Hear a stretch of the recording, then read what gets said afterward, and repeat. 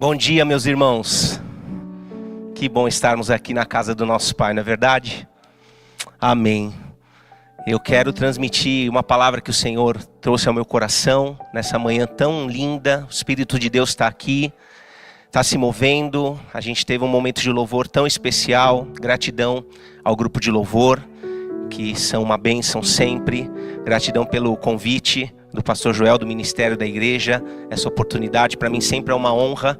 É o lugar que eu mais amo estar, é na casa de Deus e transmitindo a palavra, que foi algo que Deus me chamou para fazer. E eu faço isso desde muito novo, né? Graças a Deus por isso. Abra sua Bíblia, quem tiver, e senão a gente vai projetar, no Salmo 27. Eu quero trazer hoje uma mensagem que é o seguinte. Eu não sei se está aí. O tema da mensagem está antes, João? É que acabou ficando tudo com letra maiúscula. Mas na verdade seria o seguinte: a expectativa no Pai com letra minúscula e a esperança no Pai com letra maiúscula. Tá? Então se você for anotar, o primeiro Pai ali é letra minúscula, que é o Pai natural. É o Pai que nós temos. Então, expectativa é uma coisa, esperança é outra. E a gente vai entender melhor isso hoje. Salmo 27:10 diz assim: porque se meu pai e minha mãe me desampararem, o Senhor me acolherá. Mateus 7, versículo 9. Aqui é Jesus falando. Jesus está dizendo o seguinte: ou qual dentre vós é o homem que, se porventura o filho lhe pedir pão, lhe dará pedra? Ou se lhe pedir um peixe, lhe dará uma cobra? Ora, se vós que sois maus, sabeis dar boas dádivas aos vossos filhos, quanto mais vosso Pai, que está nos céus, dará boas coisas aos que lhe pedirem? Romanos 8, versículo 14. Romanos 8, 14. Pois todos os que são guiados pelo Espírito de Deus são filhos de Deus. Porque não recebestes do espírito de escravidão, para viverdes outra vez atemorizados, mas recebestes o espírito de adoção, baseados no qual clamamos: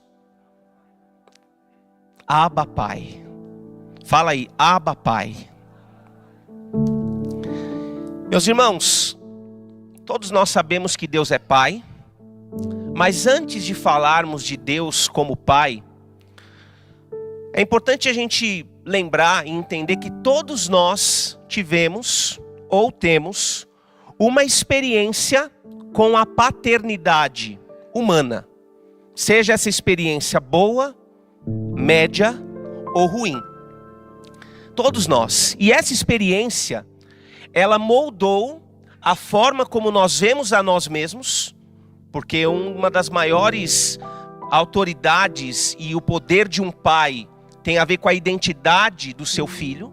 Então, a experiência que nós tivemos e temos da paternidade humana moldou a forma como nós nos vemos e também, e até, como nós vemos a Deus. E hoje a gente veio para a oração e o pastor Joel estava falando uma coisa muito interessante sobre esse tema, né? A paternidade, como que a paternidade ela influencia a nossa vida em todos os sentidos.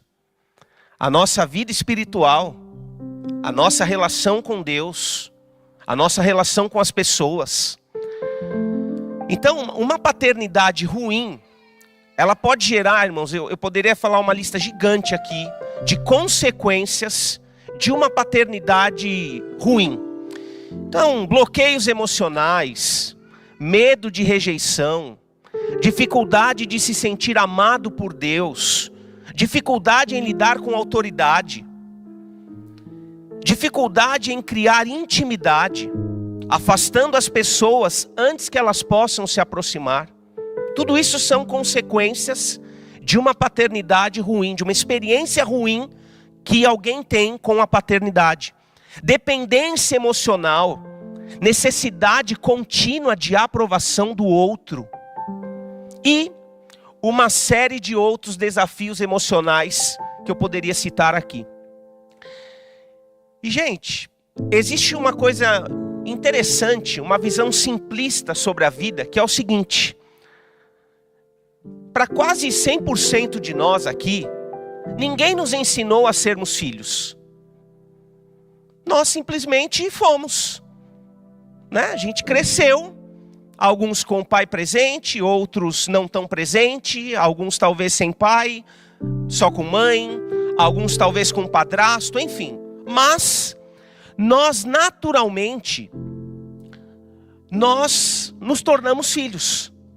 Não é uma coisa que a gente, né, estudou. Ninguém ficou no ventre da mãe, a tua mãe dando um curso para você lá no ventre. Talvez um dia inventem isso, né? Com tanta tecnologia, lá no ventre, deixa eu te ensinar a ser filho antes de você nascer. Mas como isso ainda não existe, nós simplesmente nos tornamos filhos.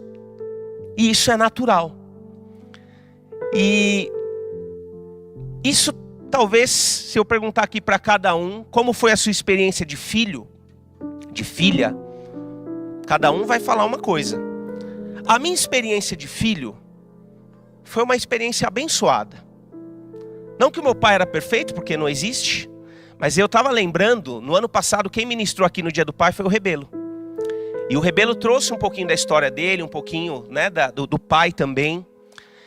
E eu quero mostrar quem é o meu pai. Põe aí, por favor. Esse é o meu pai, Oswaldo Martinelli. Meu pai, há 2 dias atrás, fez 66 anos. Então hoje também é uma comemoração. Aí mais uma do meu pai, descabelado, que ele estava ajudando a gente na mudança. E vai ter mais uma. Essa é no dia que eu liguei para ele, há 2 dias atrás. Agora ele está de barba, minha mãe fica indignada. Minha mãe fala o tempo todo para ele tirar a barba, ela não gosta, chama ele de eremita. Fala, teu pai tem um eremita com essa barba. Não gosto dessa barba, já falei para ele tirar essa barba. Então isso aí há 2 dias atrás, eu dando parabéns para ele, conversando, porque meu pai está lá no Brasil. E eu tenho orgulho de honrar, de mostrar o meu pai. Meu pai é pastor. Mas tem uma curiosidade interessante, que eu fui ungido pastor antes dele. Eu fui pastor do meu pai. É uma das igrejas que eu dirigi no Brasil. Meu pai era presbítero e me ajudava muito, ele e minha mãe, e eu era pastor. A Cacau sabe, né, Cacau? Cacau conhece mais essa história. E o meu pai é pastor e é um servo de Deus e é uma bênção. E talvez, se você estivesse aqui no meu lugar, talvez você não ia ter esse orgulho e não ia querer mostrar a foto do teu pai lá, não sei. Cada um com a sua história. Mas uma coisa é orgulho, outra coisa é honra. Talvez você não teria orgulho para mostrar a foto do teu pai lá, talvez você nem tenha a foto do teu pai, não sei. Mas honrar os nossos pais é um princípio bíblico. Honrar os nossos pais é algo que nos traz bênçãos. Então a primeira coisa, se de tudo que eu transmiti aqui, para você guardar, que é algo que você já ouviu na vida, honre o teu pai. Mesmo que ele talvez te fez muitas coisas mais negativas do que positivas. Mas honra o teu pai, porque isso agrada a Deus. Amém? Então desde crianças, nós aprendemos a ser filhos dos nossos pais e naturalmente, nós criamos expectativa em relação a eles. É natural. Fala assim comigo, fala, expectativa é natural. É natural, irmãos. Né? Existe um ditado, uma brincadeira que se faz, eu não sei se aqui se fala isso, mas no Brasil se fala que é o seguinte: crie gado, mas não crie expectativa. Alguém já ouviu essa frase? Ah, tem unicórnios também? Tem outra frase mais avançada: crie unicórnios, mas não crie expectativa. Mas gente, não dá para nós não criarmos expectativa, porque a expectativa é algo natural, faz parte do ser humano. Então hoje, quando você estava saindo de casa, você tinha expectativa de chegar na igreja.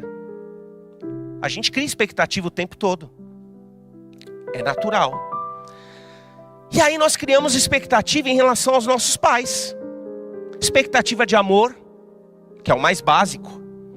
expectativa de proteção, expectativa de presença, expectativa de atenção, que hoje em dia é o ativo mais valioso. A gente dá aula para criança e quantas crianças falam para nós que não recebem a atenção dos pais. E às vezes não é porque o pai está trabalhando, não. Às vezes é porque o pai está em casa, mexendo no telemóvel, ao invés de brincar com o filho. Então hoje a atenção é um ativo valiosíssimo. E é uma expectativa de uma criança, de um filho. A expectativa de atenção, a expectativa de aprovação. Se o mundo inteiro não me aprova, se o mundo inteiro me critica, a minha expectativa é que o meu pai me aprove. Que eu tenha o abraço do pai, que eu tenha o abrigo do pai. Expectativa que a gente cria. Só que, irmãos, aí entra um problema, porque os nossos pais são humanos. E quem é pai aqui, você sabe disso, porque você é humano, eu sou humano. Às vezes a gente quer acertar aonde os nossos pais erraram e de repente a gente está fazendo igual. Quem já passou por isso? Tinha coisa que na tua infância, na tua adolescência, você ficava com raiva, falava, nossa, quando eu for pai, quando eu for mãe, jamais que eu vou fazer isso, como eu não gosto disso. Aí de repente você é pai e mãe, e você está fazendo igual sem perceber. Fala, não acredito que eu estou fazendo isso, pelo amor de Deus. Quem já passou por isso? Só para eu... Pois é. Isso é tema para outro assunto, irmãos. Se chama padrão mental, repetição de padrão. Pois é. E os nossos pais, eles são imperfeitos, como nós somos imperfeitos. E aí em algum momento da vida, as nossas expectativas encontraram a realidade. A gente dá aula para criança e para pré-adolescente. E é interessante, né? Porque quando a gente está dando aula para os pré-adolescentes, a gente pergunta assim, quem aqui você já percebeu que o teu pai e a tua mãe não são perfeitos? Porque enquanto é criança, o pai é o herói. O pai é uau! Né? O meu filho fala, pai, você devia ser ator de comédia. Gente, eu nem sou tão engraçado. Eu nem sei fazer piada. Uma das poucas coisas que eu não memorizo bem na vida é piada. Eu tenho uma boa memória, mas para piada... E o meu filho acha que eu sou engraçadíssimo. Que eu sou mais engraçado que o Jim Carrey. Um dia acho que ele vai mudar de opinião. Né? Por quê? Porque Então chegou uma hora da nossa vida que nós percebemos que os nossos pais, eles frustraram muitas expectativas nossas. Expectativas frustradas, promessas não cumpridas, presenças que faltaram. Não é verdade, irmãos? Só que aí tem um ponto que é o seguinte: essa frustração que todos nós já passamos, ela não ficou só na relação com os nossos pais. E aí é o ponto. Essa frustração, ou talvez decepção, ela afetou a forma como nós nos vemos e muitas vezes a forma como nós nos relacionamos com Deus. Sabe, irmãos, é mais ou menos assim, ó. Naturalmente nós nos tornamos filhos e não tem escola para ser filho, a gente simplesmente é. É uma das coisas mais fortes da identidade de uma pessoa, é o ser filho. É natural. Aí a gente cresce e temos frustração com os nossos pais.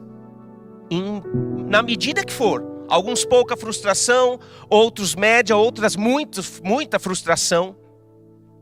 Aí, a gente de repente transfere essa frustração dos nossos pais com Deus. E aí nós que naturalmente aprendemos a ser filhos dos nossos pais, temos um desafio, muitas vezes uma dificuldade de sermos verdadeiros filhos de Deus. Verdadeiro não é no sentido que somos falsos, mas é no sentido de sabermos como ser, aprendermos a ser espiritualmente filhos de Deus.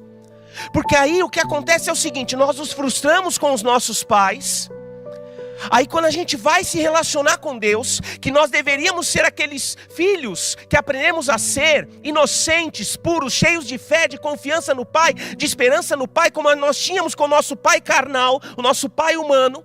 Aí a gente, quando vai se relacionar com Deus, a gente não faz igual, a gente faz diferente. A gente está no contrário daquele versículo de Romanos que nós lemos. Sabe que nós lemos ali que nós não temos recebido espírito de escravidão, mas às vezes nós, ao invés de sermos filhos de Deus com a liberdade e colocar nossa esperança no Pai, a gente começa a se relacionar com Ele como escravos. Quem está entendendo isso? Enquanto aprendemos naturalmente a ser filhos de pais humanos, nós precisamos aprender espiritualmente a sermos filhos de Deus. Amém? E o Espírito Santo vai nos ajudar, em nome de Jesus. Porque aqui está o desafio, irmãos. Nós somos treinados na expectativa, mas Deus nos chama para vivermos na esperança. Fala para quem está do teu lado, fala: Deus está te chamando hoje para você aprender a viver na esperança. Amém? Porque a expectativa, ela nasceu no natural. A expectativa é natural, mas a esperança, ela precisa nascer no espiritual, no sobrenatural, em nome de Jesus. Amém? Então, sabe, irmãos, talvez o nosso maior desafio não seja acreditar que Deus é Pai. Eu acredito que se eu perguntar 100% aqui, vai levantar e falar: eu acredito que Deus é Pai. Então o desafio não é esse, mas nós aprendermos a viver como filhos desse Pai, com fé, com esperança, com confiança.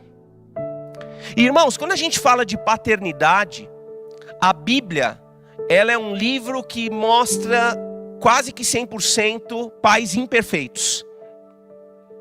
É interessantíssimo. Se a gente olhar a palavra, os grandes personagens bíblicos, né? Então, Abraão foi um homem de fé, mas Abraão agiu por medo. Abraão cometeu falhas na sua paternidade. Se a gente olhar, por exemplo, Davi, um homem segundo o coração de Deus, um grande rei, mas um pai ausente em momentos importantes da vida dos filhos e que teve cenários familiares caóticos por não exercer bem a sua paternidade. Jacó teve um monte de filhos, né? Uma penca de filhos, e abertamente tratava um deles diferenciadamente, coisa que não se deve fazer. Na verdade, irmãos, a gente até deve tratar diferente os nossos filhos, mas não é diferente no sentido de eu amo mais esse do que aquele. É diferente no sentido de cada um é diferente e tem as suas particularidades. Né? Tem gente que fala: não, eu trato os meus filhos, tratei tudo igual a vida inteira. Então, talvez esse foi o erro. Porque tem filho que deveria ser tratado de uma forma, tem filho de outra forma. Agora, o amor, sim, esse tem que ser igual. Mas Jacó não tinha disfarce. Era José, o queridinho do papai, túnica talar de mangas compridas e tal. Erro na paternidade. Um grande personagem bíblico, um patriarca da fé, que a Bíblia nos mostra com problema de paternidade. Então, homens falham, até aqueles que andam com Deus. Amém? Talvez você está aqui hoje, e eu estou falando sobre paternidade, e vem lembranças, né, gente? Talvez você esperou presença e recebeu ausência. Você esperou palavras e talvez recebeu silêncio. Talvez você esperou carinho e recebeu dureza.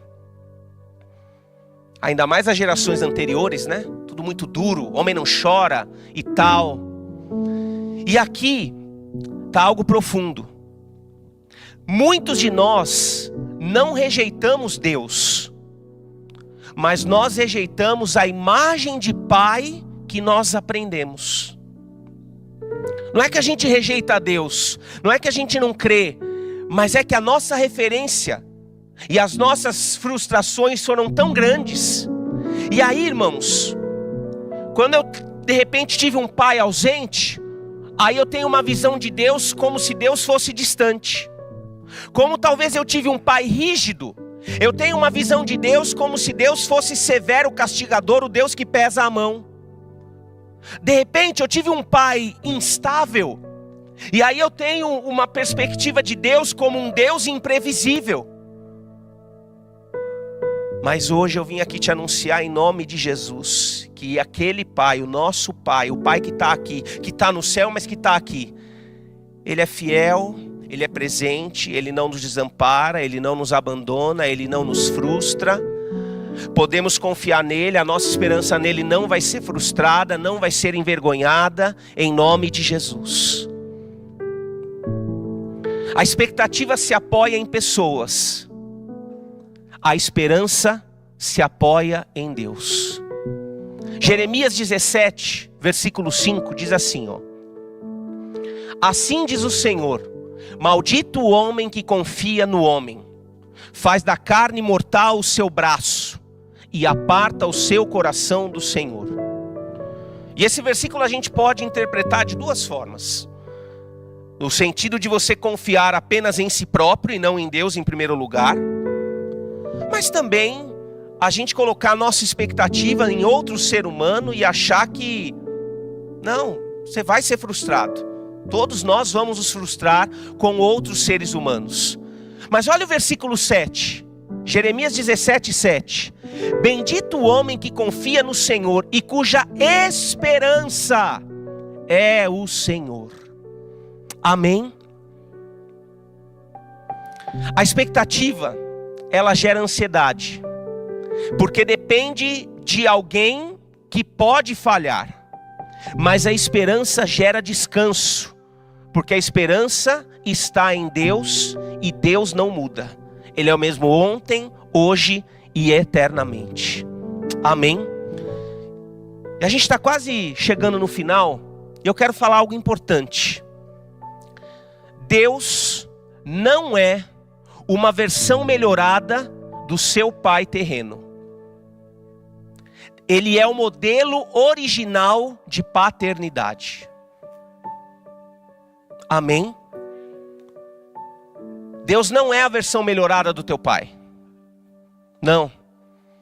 Ele é o modelo original de paternidade. Salmo 103, versículo 13, diz assim: como um pai se compadece de seus filhos, assim o Senhor se compadece dos que o temem.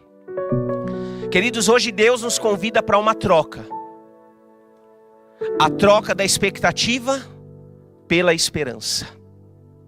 Essa é a troca que o Senhor nos convida hoje. Salmo 62, versículo 5. Somente em Deus, ó minha alma, espera silenciosa, porque dele vem a minha esperança. Talvez você passou anos, ou a infância inteira, a vida inteira, tentando ser visto, tentando ser ouvido, tentando ser aceito, tentando ser aprovado, tentando ser amado. E talvez você ainda carregue esse tipo de expectativa. Não sei, eu não conheço a tua história. Mas graças a Deus nós estamos hoje aqui na casa do Pai, porque Ele nos ouve, sempre nos ouviu, sempre vai nos ouvir. Ele nos aceita como somos, imperfeitos e falhos, e sempre estará de braços abertos para nos receber. Ele nos fortalece, Ele é o socorro bem presente no dia da angústia. Ele é aquele que nos sustenta com o seu braço forte, com a sua destra. Ele é aquele que enxuga as nossas lágrimas, e muitas vezes enxuga com milagre, porque Ele é um Deus abençoador, Ele é um Pai amoroso e cuidadoso. Esse é o Deus que nós cultuamos, esse é o Deus que nós cremos, esse é o Deus que nós buscamos, esse é o Deus em que hoje nós decidimos depositar a nossa esperança em nome de Jesus. Hoje o Pai te diz, eu sempre te vi, eu sempre te quis, eu nunca deixei de te amar. E eu desejo do fundo do meu coração que o Espírito Santo te dê uma experiência hoje, de você sentir esse amor do Deus Pai, que sempre sonhou com a tua vida. Que você sinta esse amor profundo, que é o que nós mais precisamos na nossa vida, queridos. É o amor de Deus nos preenchendo, nos consolando, nos fortalecendo, nos revigorando. Porque tem dia que ninguém pode. Eu amo a minha esposa, mas tem dia que ela não pode atender a minha expectativa e corresponder à minha esperança, porque ela é ser humano. Então hoje, numa decisão racional, consciente e ao mesmo tempo espiritual, vamos colocar a nossa esperança em Deus? Vamos trocar a expectativa que às vezes a gente fica criando nas pessoas e de repente você criou a vida inteira no teu pai, em Deus. Vamos hoje, quem sabe é o dia de você decidir perdoar. Perdoar o teu pai porque ele foi ausente, perdoar o teu pai porque ele te frustrou tanto, porque ele te maltratou tanto, não sei. Mas hoje é um bom dia para a gente liberar perdão. Ai, pastor Lucas, mas ele não merece, ele não reconhece. Tudo bem. Combata o mal com o bem, ame a vida dele. E não é que você vai lá e falar, ô pai, te perdoo. Não, não precisa ir lá falar que você perdoa, porque de repente vai dar mais conflito ainda. Mas é dentro de você, no teu coração, para você liberar a tua vida, para você caminhar e ter mais intimidade com o Pai, que quer ter mais intimidade com você, mas às vezes a gente não tem mais intimidade com o Pai, porque a gente está associando o relacionamento com aquele Pai, que deveria ser o relacionamento mais maravilhoso de todos. A gente está associando com o relacionamento com esse Pai que foi tão difícil. E para terminar, Lucas 15, versículo 20. Aqui Jesus disse uma parábola, mas nessa parábola, que é muito conhecida, Jesus está retratando um pai como ser humano. Um dos poucos da Bíblia que, uau, esse aqui. E levantando-se, quem se levantou? O filho pródigo. Nós, eu, você, nós, foi para o seu pai. Vinha ele ainda longe quando seu pai o avistou e, compadecido dele, correndo, o abraçou e beijou. Ah, irmãos, como eu amo essa passagem. Porque o pai é assim com a gente sempre. Eu sou pai, irmãos, e eu descobri uma das coisas mais lindas da vida. Ser pai. Eu sou pai a sério, como diz o Marcelo. A sério. Faço o possível para ser um bom pai, um bom exemplo. Mas sou falho, lógico. Um dia meu filho vai precisar fazer várias ressignificações e pedir e me liberar perdão. Eu entendo, eu sei disso, irmãos, tenho consciência. Por mais que eu me esforce para dar o melhor para ele, mas, tem hora que não dá.